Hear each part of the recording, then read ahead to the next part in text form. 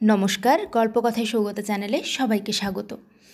প্রখ্যাত কথাসাহিত্যিক বিভূতিভূষণ বন্দ্যোপাধ্যায়ের লেখা আরণ্যক উপন্যাসটি আমি পড়ে শোনাচ্ছিলাম। আজ দ্বাদশ পরিচ্ছেদের প্রথম অংশ। একদিন রাজু পাড়ে কাছারিতে খবর পাঠাইল যে বুনো শুয়োরের দল তাহার চীনা ফসলের ক্ষেতে প্রতি রাত্রে উপদ্রব করিতেছে। তাদের মধ্যে কয়েকটি দাঁতওয়ালা ধাড়ি শুকরের ভয়ে সে ক্যানেস্ত্রা পিটানো ছাড়া অন্য কিছু করিতে পারে না। কাছারি হইতে ইহার প্রতিকার না করিলে তাহার সমুদয় ফসল নষ্ট হইতে বসিয়াছে শুনিয়া নিজেই বৈকালের দিকে বন্দুক লইয়া গেলাম। রাজুর কুটির ও জমি নাড়াবৈহারের ঘন জঙ্গলের মধ্যে। সেদিকে এখনও লোকের বসবাস হয় নাই। ফসলের ক্ষেতের পত্তনও খুব কম হইয়াছে, কাজেই বন্যজন্তুর উপদ্রব বেশি। দেখি রাজু নিজের ক্ষেতে বসিয়া কাজ করিতেছে। আমায় দেখিয়া কাজ ফেলিয়া ছুটিয়া আসিল। আমার হাত হইতে ঘোড়ার লাগাম লইয়া নিকটের একটা হরিতকি গাছে ঘোড়া বাঁধিল। বলিলাম, কই রাজু, তোমায় যে আর দেখি নে, কাছারির দিকে যাও না কেন? রাজুর খুপড়ির চারিদিকে দীর্ঘ কাছের জঙ্গল, মাঝে মাঝে কেঁদ ও হরিতকি গাছ। কি করিয়া যে এই জনশূন্য বনে সে একা থাকে, এ জঙ্গলে কাহারও সহিত দিনান্তে একটি কথা বলিবার উপায় নাই। অদ্ভুত লোক বটে। রাজু বলিল, সময় পাই কই যে কোথাও যাব হুজুর, ক্ষেতের ফসল চৌকি দিতেই প্রাণ বেরিয়ে গেল, তার ওপর মহিষ আছে।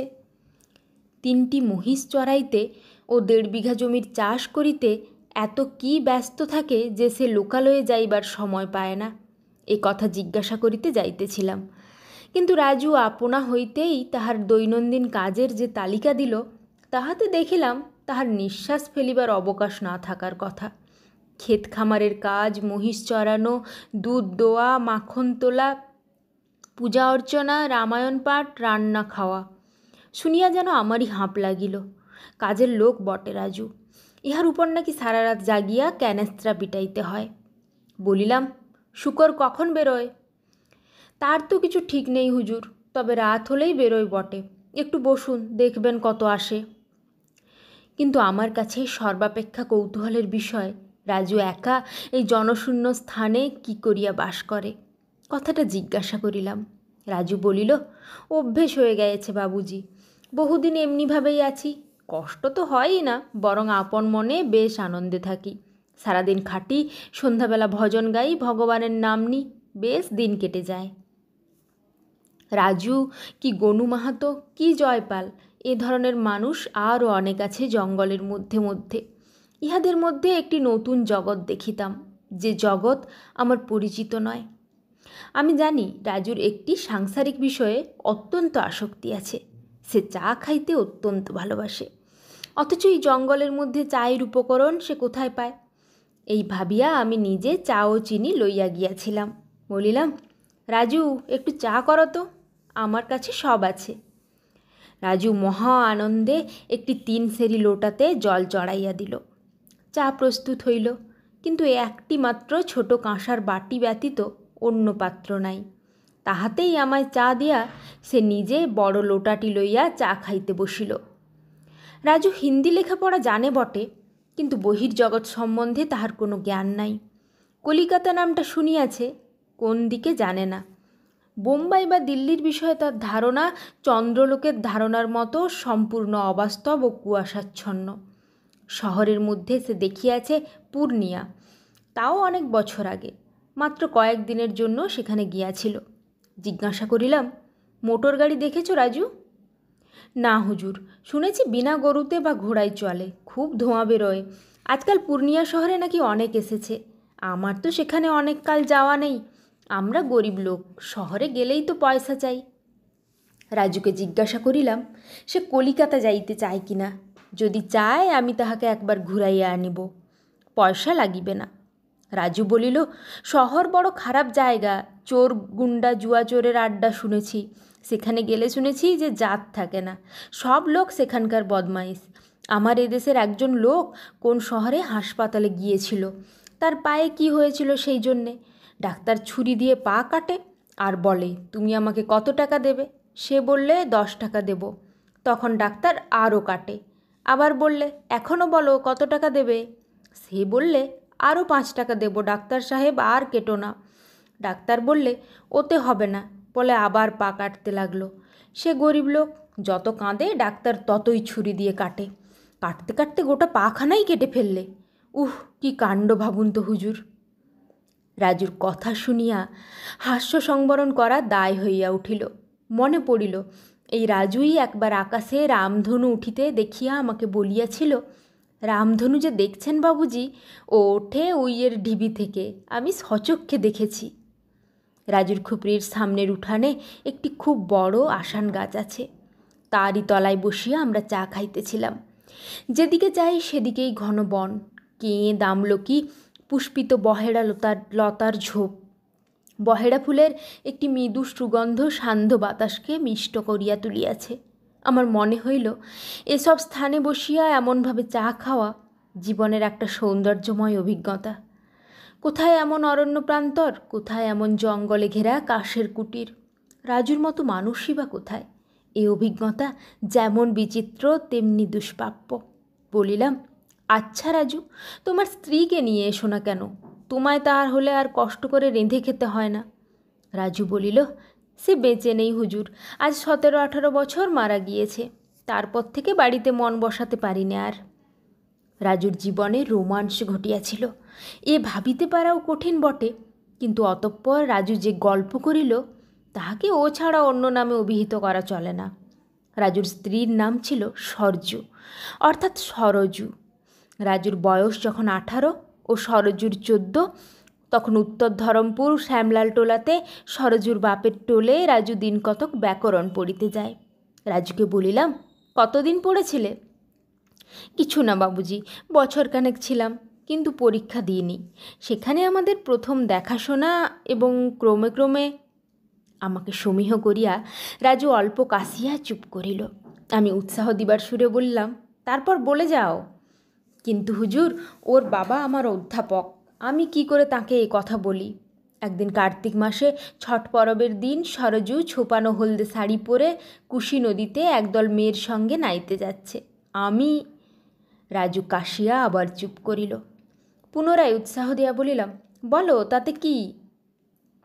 ওকে দেখবার জন্যে আমি একটা গাছের আড়ালে লুকিয়ে রইলাম। এর কারণ এই যে, ইদানিং ওর সঙ্গে আমার আর তত দেখাশোনা হয় না। এক জায়গায় ওর বিয়ের কথাবার্তাও চলছিল। যখন দলটি গাইতে গাইতে, আপনি তো জানেন ছট পরবের সময় মেয়েরা গান করতে করতে নদীতে ছট ভাসাতে যায়, তারপর যখন ওরা গাইতে গাইতে আমার সামনে এলো, ও আমায় দেখতে পেয়েছে গাছের আড়ালে। ও হাসলে, আমিও হাসলাম। আমি হাত নেড়ে ইশারা করলাম, একটু পেছিয়ে পড়ো। ও হাত নেড়ে বললে, এখন নয়, ফেরবার সময়। রাজুর 52 বছর বয়সের মুখমণ্ডলে 20 বর্ষীয় তরুণ প্রেমিকের লাজুকতা ও চোখে একটি স্বপ্নভরা সুদূর দৃষ্টি ফুটিল এ কথা বলিবার সময়। যেন জীবনের বহু পিছনে প্রথম যৌবনের পূর্ণ দিনগুলিতে যে কল্যাণী তরুণী ছিল 14 বর্ষদেশে, তাহাকেই খুঁজিতে বাহির হইয়াছে ওর সঙ্গীহারা পৌরপ্রাণ। এই ঘন জঙ্গলে একা বাস করিয়া সে ক্লান্ত হইয়া পড়িয়াছে। এখন যাহার কথা ভাবিতে তাহার ভালো লাগে, যাহার সহচর্যের জন্য তার মন উন্মুখ, সে হইল বহুকালের সেই বালিকা সরজু, পৃথিবীতে যে কোথাও আজ আর নাই। বেশ লাগিতেছিল ওর গল্প। আগ্রহের সঙ্গে বললাম, তারপর ফেরবার পথে দেখা হলো। ও একটু পিছিয়ে পড়ল দলের থেকে। আমি বললাম, সরজু, আমি বড় কষ্ট পাচ্ছি। তোমার সঙ্গে দেখাশোনাও বন্ধ, আমার লেখাপড়া হবে না জানি, কেন মিছে কষ্ট পাই। ভাবছি টোল ছেড়ে চলে যাব এ মাসের শেষেই। সরজু কেঁদে ফেললে। বললে, বাবাকে বলো না কেন? সরজুর কান্না দেখে আমি মরিয়া হয়ে উঠলাম। এমনি হয়তো যে কথা কখনো আমার অধ্যাপককে বলতে পারতাম না, তাই বলে ফেললাম একদিন। বিয়ে হওয়ার কোনো বাধা ছিল না, স্বজাতি স্বঘর। বিয়ে হয়েও গেল। খুব সহজ ও সাধারণ রোমান্স। হয়তো শহরের কোলাহলে বসিয়া শুনিলে এটাকে নিতান্ত ঘরোয়া গ্রাম্য বৈবাহিক ব্যাপার, সামান্য একটু পুতু ধরনের পূর্বরাগ বলিয়া উড়াইয়া দিতাম। ওখানে ইহার অভিনবত্ব ও সৌন্দর্যে মনমুগ্ধ হইল।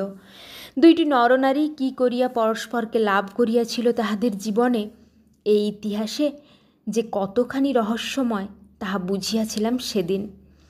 চা পান শেষ করিতে সন্ধ্যা উত্তীর্ণ হইয়া আকাশে পাতলা জ্যোৎস্না ফুটিল। ষষ্ঠী কি সপ্তমী তিথি। আমি বন্দুক লইয়া বলিলাম, চলো রাজু, দেখি তোমার ক্ষেতে কোথায় শুয়োর। একটা বড় তুঁত গাছ ক্ষেতের একপাশে। রাজু বলিল, এই গাছের উপর উঠতে হবে হুজুর, আজ সকালে একটা মাচা বেঁধেছি ওর একটা দোডালায়। আমি দেখিলাম বিষম মুশকিল, গাছে ওঠা অনেক দিন অভ্যেস নেই, তার উপর এই রাত্রিকালে। কিন্তু রাজু উৎসাহ দিয়া বলিল, কোনো কষ্ট নেই হুজুর, বাঁশ দেওয়া আছে, নিচেই ডালাপালা, খুব সহজ ওঠা। রাজুর হাতে বন্দুক দিয়া ডালে উঠিয়া মাচায় বসিলাম। রাজু অবলীলাক্রমে আমার পিছু পিছু উঠিল। দুজনে জমির দিকে দৃষ্টি রাখিয়া মাচার উপর বসিয়া রইলাম পাশাপাশি। জ্যোৎস্না আরও ফুটিল। তুঁত গাছের দোডালা হইতে জ্যোৎস্নালোকে কিছু স্পষ্ট কিছু অস্পষ্ট জঙ্গলের শীর্ষদেশ ভারী অদ্ভুত ভাব মনে আনিতেছিল। ইহাও জীবনের এক নতুন অভিজ্ঞতা বটে।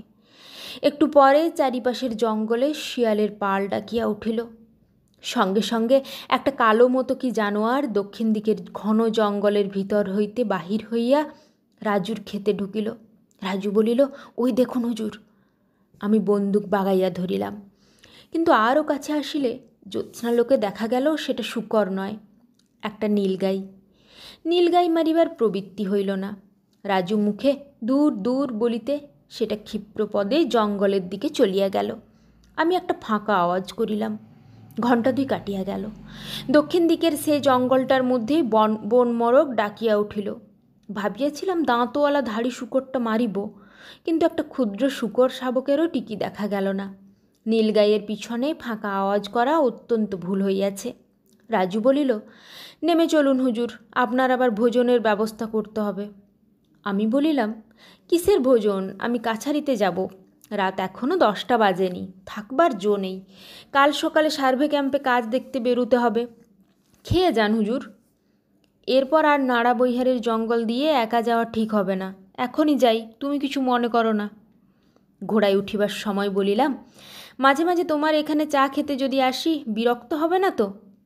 রাজু বলিল, কি যে বলেন, এই জঙ্গলে একা থাকি, গরিব মানুষ, আমায় ভালোবাসেন, তাই চা চিনি এনে তৈরি করিয়ে একসঙ্গে খান, ও কথা বলে আমায় লজ্জা দেবেন না বাবুজি। সে সময় রাজুকে দেখিয়া মনে হইল রাজু এই বয়সেই বেশ দেখিতে। যৌবনে সে যে খুবই সুপুরুষ ছিল। অধ্যাপক কন্যা সরজু পিতার তরুণ সুন্দর ছাত্রটির প্রতি আকৃষ্ট হইয়া নিজের সুরুচিরই পরিচয় দিয়াছিল। রাত্রি গভীর, একা প্রান্তর বাহিয়া আসিতেছি। জ্যোৎস্না অস্ত গিয়াছে, কোনো দিকে আলোর দেখা যায় না। এক অদ্ভুত নিস্তব্ধতা, এই যেন পৃথিবী হইতে জনহীন কোনো অজানা গ্রহলোকে নির্বাসিত হইয়াছি। দিগন্তরেখায় জলজলে বৃশ্চিক রাশি উদিত হইতেছে। মাথার উপরে অন্ধকার আকাশে অগণিত দ্যুতিলোক, নিম্নে লবটুলিয়া বৈহারের নিস্তব্ধ অরণ্য, ক্ষীণ নক্ষত্রালোকে পাতলা অন্ধকারে বনঝাউয়ের শীর্ষ দেখা যাইতেছে। দূরে কোথায় শিয়ালের দল প্রহর ঘোষণা করিল। আরও দূরে মোহনপুরা রিজার্ভ ফরেস্টের সীমারেখা অন্ধকারে দীর্ঘ কালো পাহাড়ের মতো দেখাইতেছে। অন্য কোনো শব্দ নাই, কেবল এক ধরনের পতঙ্গের একঘেয়ে একটানা কির শব্দ ছাড়া। কান পাতিয়া ভালো করিয়া শুনিলে ওই শব্দের সঙ্গে মিশানো আরও 2-3টি পতঙ্গের আওয়াজ শোনা যাইবে। কি অদ্ভুত রোমান্স এই মুক্ত জীবনে! প্রকৃতির সহিত ঘনিষ্ঠ নিবিড় পরিচয়ের সে কি আনন্দ! সকলের উপর কি একটা অনির্দেশ্য অব্যক্ত রহস্য মাখানো। কি সে রহস্য জানি না, কিন্তু বেশ জানি সেখান হইতে চলিয়া আসিবার পরে আর কখনো কোথাও সে রহস্যের ভাব মনে আসে নাই। যেন ওই নিস্তব্ধ নির্জন রাত্রে দেবতারা নক্ষত্ররাজির মধ্যে সৃষ্টির কল্পনায় বিভোর, যে কল্পনায় দূর ভবিষ্যতে নবনব বিশ্বের আবির্ভাব, নবনব সৌন্দর্যের জন্ম, নানা নবপ্রাণের বিকাশ বীজরূপে নিহিত। শুধু যে আত্মার নিরলস অবকাশ যাপন করে জ্ঞানের আকুল পিপাসায়, যার প্রাণ বিশ্বের বিরাটত্ব ও ক্ষুদ্রত্বের সম্বন্ধে সচেতন আনন্দে উল্লেসিত, জন্ম জন্মান্তরের পথ বাহিয়া দূর যাত্রার আশায় যার ক্ষুদ্র তুচ্ছ বর্তমানের দুঃখ শোক বিন্দুবৎ মিলাইয়া গিয়াছে, সেই তাঁদের সেই রহস্যরূপ দেখিতে পায়। নায়মাত্মা বলহীনেন লভ্য। এভারেস্ট শিখরে উঠিয়া যাহারা তুষার প্রবাহে ও ঝঞ্ঝায় প্রাণ দিয়াছিল, তাহারা বিশ্বদেবতার এই বিরাট রূপকে প্রত্যক্ষ করিয়াছে। কিংবা কলম্বাস যখন অজরেস দ্বীপের উপকূলে দিনের পর দিন সমুদ্রবাহিত কাষ্ঠখণ্ডে মহাসমুদ্র পারের অজানা মহাদেশের বার্তা জানিতে চাহিয়াছিলেন, তখন বিশ্বের এই লীলাশক্তি তার কাছে ধরা দিয়াছিল। ঘরে বসিয়া তামাক টানিয়া প্রতিবেশীর কন্যার বিবাহ ও ধোপানাপিত বন্ধ করিয়া যাহারা আসিয়াছে, তাহাদের কর্ম নয় ইহার স্বরূপ হৃদয়ঙ্গম করা।